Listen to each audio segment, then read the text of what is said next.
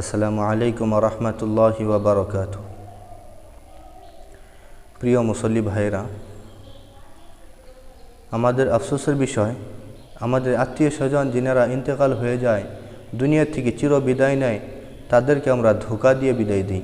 কারণ তাদেরকে ধোঁকা এই জন্যই দিই যে আমরা যখন তেনার জানাজায় দাঁড়াই, জানাজার মধ্যে আমরা জানাজার দোয়াটাও জানি না।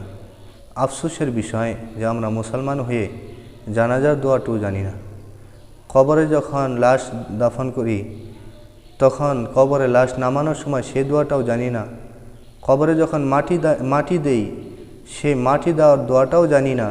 তখন হুজুরকে দাঁড় করিয়ে কবরস্থানে বলতে হয় যে হুজুর দোয়াটা বলেন, আমি মাটি দেব। আফসোসের বিষয়, আমরা বড় বড় কিতাব মুখস্থ করে ফেলি, আমরা বড় বড় ইংরাজি কিতাব মুখস্থ করে ফেলি, নানান ধরনের নানান হিস্টোরি, নানান ধরনের নানান গল্প কাহিনী আমরা মুখস্থ করে ফেলি।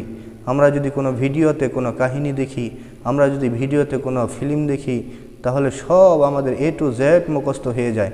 কিন্তু আফসোসের বিষয়, মুসলমান হয়ে আমরা মুসলমানের ঘরে জন্ম নিয়ে আমাদের একটি ভাই, আমাদের একটি বোন বা আমাদের মধ্যে থেকে কেউ না কেউ ইন্তেকাল হয়, যখন আমরা তার জানাজায় শরীক হই, তখন আমরা একদম খালি মুখে বিদায় দিই।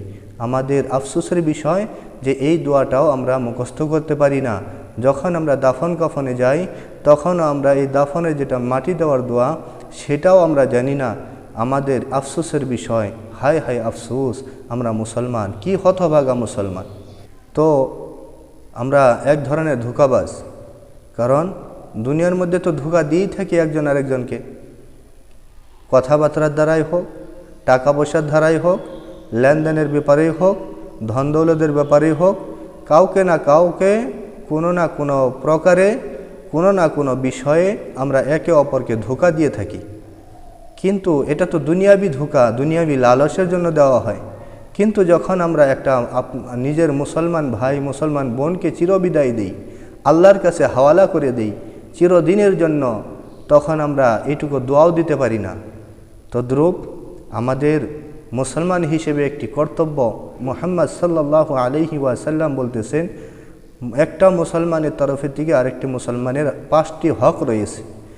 হাক্কুল মুসলিমি আলাল মুসলিমি খামসুন রাদ্দুস সালাম ওয়া ইয়াদাতুল মারিদ ওয়া ইত্তিবাউল জানাইজ ওয়া ইদাবাতুদ দাওয়াত ওয়া তাশমিতুল আতিস। এর মধ্যে আল্লাহর হাবিব সাল্লাল্লাহু আলাইহি ওয়াসাল্লাম, আমাদের নবী, আমাদের প্রিয় হাবিব, উনি বলতেছেন যে জানাজায় শরীক হও। জানাজায় খালি শরীক হওয়া এটাই মতলব নয়, বরঞ্চ জানাজার মধ্যে শরীক হয়ে তাদের জন্য দোয়া করো। তো জানাজার মধ্যে আমাদের 3টি দোয়া রয়েছে, যেরকম সানা, যেরকম আমাদের নামাজের মধ্যে দরুদ শরীফ পড়ি, সেই দরুদ, আরেকটি জানাজার দোয়া রয়েছে। তদ্রূপ আমাদের এই কয়েকটি দোয়া মুখস্থ করা দরকার। একটি মুসলমান ভাই হিসেবে আরেকটি মুসলমানকে যখন আমরা দাফন কাফন করতে যাই, তখন কবরে মাটি দেওয়ার দোয়াটাও আমাদের মুখস্থ করা চাই। যদি আমরা কেউ না কেউ মুখস্থ না করি, যদি আমরা কেউ না কেউ কী করি, এইভাবে ঠকবাজ, ধোঁকাবাজ দিয়ে থাকি, একজনকে চির বিদায় দিয়ে আল্লাহর হাওয়ালা করার সময় একজনকে ধোঁকা দিয়ে থাকি, তাহলে একটি কথা মনে করা দরকার, একটি কথা স্মরণ করা দরকার, একটি কথা মনে রাখা দরকার। সে কথাটা কি, একদিন না একদিন এরকম মুসলমান ভাই আপনাকেও কি করবে, ঠক দিবে। একদিন না একদিন মুসলমান ভাই ওই রকম আপনাকেও বিনা দোয়ায় আপনাকে আল্লাহর হাওয়ালা করবে, ধোঁকা দিবে এক ধরনের। এদিকে লক্ষ্য করে আমরা জানি নিজের নিজের যেগুলো কর্তব্য, একটা মুসলমানের প্রতি আরেকটা মুসলমানের হক, তো আমরা আদায় করার চেষ্টা করব ইনশাআল্লাহ। আর যদি না আদায় করি, তাহলে এটা মনে করবেন যে আমাকেও কাউ না কেউ কী করবে, বিনা দোয়ায় আমাকেও ধোঁকা দিবে।